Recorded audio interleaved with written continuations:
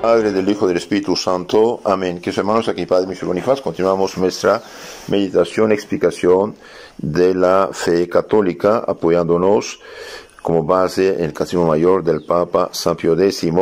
En la pregunta 915 dice, ¿qué es la justicia? La justicia es la virtud por la que damos a cada uno lo suyo. Vamos a profundizar este tema apoyándonos en el libro maravilloso del Padre Antonio Royo Marín, Ser o no ser santo. Vemos ahora la virtud de la justicia. Con frecuencia la palabra justicia se emplea en la Sagrada Escritura como sinónimo de santidad. Los justos son los santos. José era un hombre justo, dice. Y así nuestro Señor en el Sermón de la Montaña dice, bienaventurados los que tienen hambre y sed de justicia. San Mateo 5:6, es decir, tienen hambre y sed de santidad, serán saciados y llegarán a la vida eterna. Pero en sentido estricto, o sea, como virtud especial, la justicia puede definirse así: la voluntad constante y perpetua de dar a cada uno lo que le corresponde estrictamente. Voluntad constante y perpetua de dar a cada uno lo que le corresponde de una manera estricta. Expliquemos un poco los términos de esta definición para conocerla mejor. La voluntad, entendiendo por tal no la potencia o facultad misma donde reside el hábito de la justicia, sino su acto, o sea, la determinación de la voluntad de dar a cada uno lo que le corresponde. Y esta es la gracia que lo rectifica. Por eso la justicia infusa, junto con la gracia y la caridad, bien nos hace justos. No tiene esta voluntad, o sea, este acto o determinación de nuestra voluntad, estar decidido de dar a cada uno lo que le corresponde. Constante y perpetua, porque, como explica Santo Tomás, no basta para la razón de justicia que alguno quiera observarla esporádicamente en algún determinado negocio, porque apenas habrá quien quiera obrar en todo injustamente, sino que es menester que el hombre tenga voluntad de observarla siempre y en todas las cosas, dice en su Suma Teológica segunda 58.1. Entonces, una voluntad de ser siempre justo, correcto en todas las cosas. La palabra constante designa la perseverancia firme en el propósito, y la expresión perpetua, la intención de guardarla siempre. Dar a cada uno, o sea, a nuestro prójimo. La justicia requiere siempre alteridad, ya que nadie puede propiamente cometer injusticia contra sí mismo. Lo que le corresponde, o sea, lo que se le debe, no se trata de una limosna o regalo, sino de lo debido al prójimo, porque tiene derecho. Una persona que trabaja, bien, tiene derecho a su sueldo y no es una limosna. Estrictamente, o sea, ni más ni menos de lo que se le debe. Si nos quedamos por debajo de lo debido, estrictamente, pagando solo 1,000 pesos al que le debemos 1,200, cometemos una injusticia. Pero si sobrepasamos lo debido, dándole 2,000 al que le debemos solo 1,000, no hemos quebrantado la justicia, porque la hemos repasado por arriba, pero hemos practicado en realidad una liberalidad o la limosna, no la justicia estricta. Entonces, si yo debo 1,000 y doy 2,000, y bien, ahí soy generoso, soy caritativo. Pero si debo 1,000 y doy 800, ahí estoy pecando. Bien, ¿cuáles son las notas características? De la definición que acabamos de exponer se desprende con toda claridad las 3 notas típicas o condiciones de la justicia propiamente dicha: alteridad, derecho estricto, adecuación exacta. La alteridad se refiere siempre a otra persona, no a sí mismo.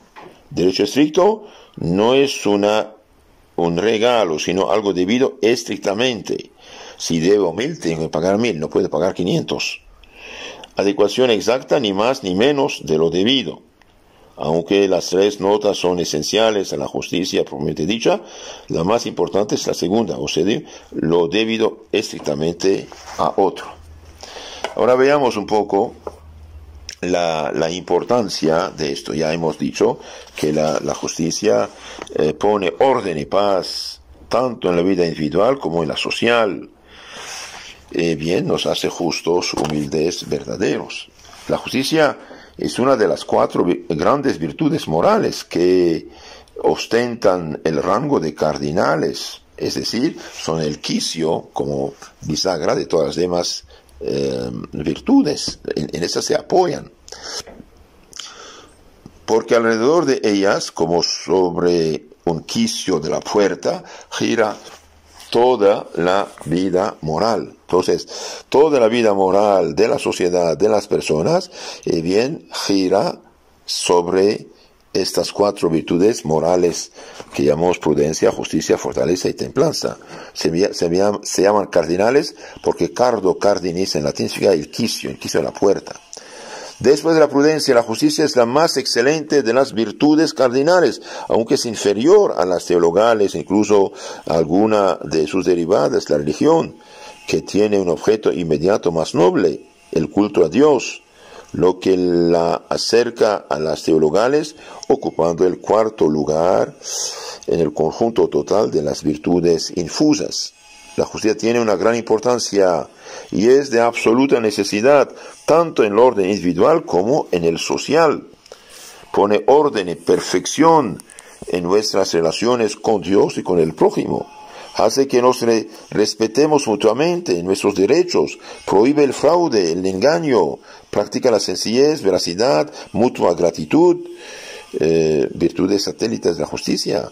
Regula las relaciones de los individuos particulares entre sí, las de cada uno con la sociedad y de la sociedad con los individuos, justicia social. Al poner orden en todas las cosas, trae consigo la paz y el bienestar de todos, ya que la paz no es otra cosa que la tranquilidad del orden, según la definición de Santo Agustín. Por eso dice la Sagrada Escritura que la paz es obra de la justicia. Isaías 32:17. Si bien, como explica Santo Tomás, la paz es obra de la justicia indirectamente, o sea, en cuanto que remueve los obstáculos que a ella se oponen. Pero propia y directamente la paz proviene de la caridad, que es la virtud que realiza por excelencia la unión de todos los corazones. Entonces, la paz es obra de la justicia en cuanto que mueve los obstáculos, los problemas que pueden causar problemas, pero en lo concreto, la paz verdadera viene de la caridad, que es la virtud que realiza por excelencia la unión de todos los corazones. San Pablo dice la caridad, vínculo de perfección.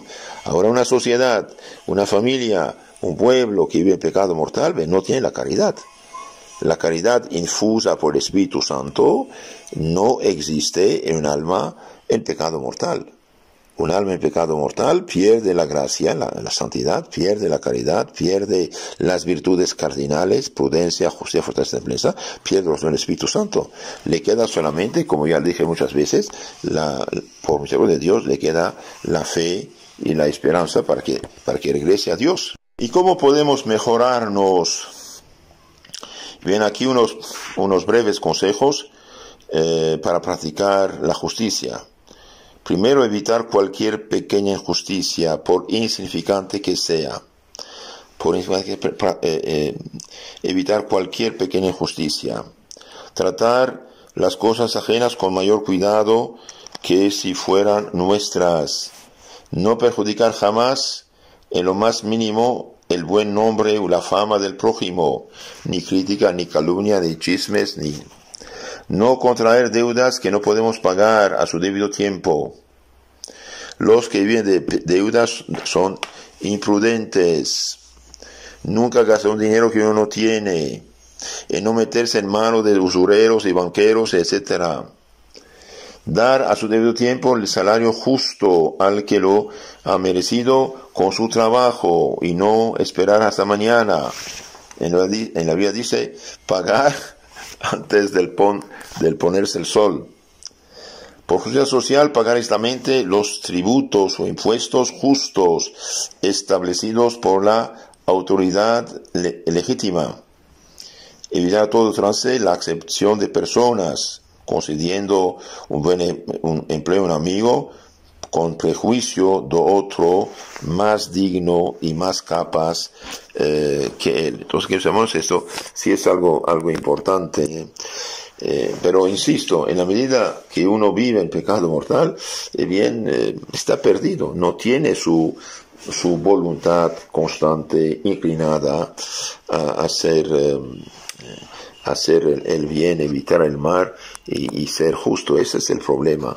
Por eso, cristianizar un pueblo realmente es hacerlo justo, es hacerlo feliz también. Entonces, evitar la maledicencia, evitar la calumnia, evitar todo lo que podemos causar tristeza al prójimo, que al verse herido en su reputación sufriría tanto más cuanto menester tuviera de su honra. No tenemos derecho de calumniar al prójimo, de destruir su honra. La haríamos perder en la estimación de sus semejantes. La haríamos perder en autoridad, en crédito, de que ha menester para llevar adelante sus negocios o para ejercer una legítima influencia. Y con eso causaríamos daños casi irreparables. Y no se diga de que aquel cuyos pecados que uno descubre no tiene derecho a su reputación.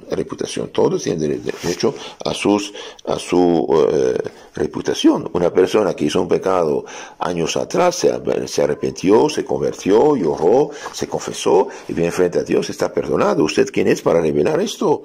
Que de hecho ya no existe frente a Dios. Frente a Dios no existe. Entonces no tenemos derecho de descubrir los pecados ajenos y hablar mal de los demás. Uno tiene derecho a su reputación, también tenemos que evitar, dijimos, la calumnia es muy importante. Evitar la calumnia, que con acusaciones mentirosas carga al prójimo con pecados que no ha cometido. Por ejemplo, este pobre Monseñor Lefebvre, más bien gigante de santidad y de amor a la Iglesia, hace 50 años dijo: los cambios van a llevarnos a la apostasía, van a llevarnos a la ruina, van a llevarnos a la catástrofe. Todos, hasta los no anticatólicos, se juntaron para decir que este hombre está contra la Iglesia, es un rebelde, es un esto y aquello. ¿Rebelde de qué? Decir la verdad a la autoridad es caridad. Y todos los que adularon, todos los que aplaudieron los cambios, hoy ¿qué dicen? Estamos en la ruina. Ruina de peor tipo. La Iglesia Católica, nuestra madre, perdió millones y millones de sus hijos. Mire, por ejemplo, lo que dice el Papa Juan Pablo II en 1981. Dijo: es necesario admitir con realismo y con profunda, tremenda sensibilidad que los cristianos hoy en gran parte se estén extraviados, confusos, perplejos, incluso desilusionados. Se han esparcido a manos llenas ideas contrastantes con la verdad revelada y enseñada desde siempre. Se han propagado verdaderas y propias herejías en el campo dogmático y moral, creando dudas, confusiones, rebeliones. Se ha manipulado incluso la liturgia, o lo que llaman abusos litúrgicos. Cualquier cosa se hace hoy. Inmersos en el relativismo intelectual y moral, y por eso en el permisivismo, los católicos andan como andan hoy. Esto lo dijo el Papa Juan Pablo II en 1981, y los que saben italiano bien pueden consultar la ópera Omnia, obras completas, dice Insegnamenti de Giovanni Paolo II, Librería Vaticana, tomo 4, primera parte, página 235. Y bien, no calumniar al prójimo. Todavía hoy, apenas se oye Monseñor Lefebvre, la gente saca las uñas. Claro, saca porque piensa que fue lo que dijeron de él, por calumnia y por injusticia, etcétera. No, Monseñor Lefebvre fue un hijo obediente, amante de la Iglesia, y se apoyó en la ley de la Iglesia. Salvación de las almas, ley suprema. Nadie puede decir que hoy las almas por millones no se pierden, ¿no? Entonces, la calumnia sí carga el pecado con pecados que no ha cometido. Es una injusticia, incluso cuando es materia grave, es pecado mortal. Hay en esto una injusticia tanto más grave cuanto suele ser inspirada por la malignidad y la envidia. Cuántos males trae consigo, cuán bien la reciben todos desgraciadamente.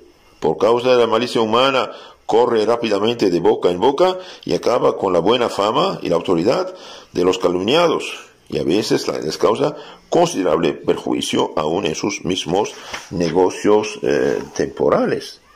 Hay un deber estricto de reparar la maledicencia y la calumnia. Cierto que es cosa difícil, porque cuesta mucho el retratarse, y la retractación, por sincera que sea, no hace sino paliar la injusticia cometida. La mentira, aun cuando después se deshaga, deja siempre una cicatriz. No hay razón alguna para no reparar la injusticia cometida. Es menester poner manos a la obra con tanta mayor energía y constancia cuanto mayor hubiere sido el daño. Mas la dificultad de la reparación debe movernos a guardarnos de todo aquello que de cerca o de lejos pudiera hacernos caer en tan grave defecto. Por todas estas razones, los que aspiran a la perfección procuran ejercitarse no solamente en la justicia, sino también en la caridad, que considerando a Dios en el prójimo, procura evitar cuidadosamente cuanto pudiera desagradar. Queridos hermanos, caridad, justicia, santidad van juntos.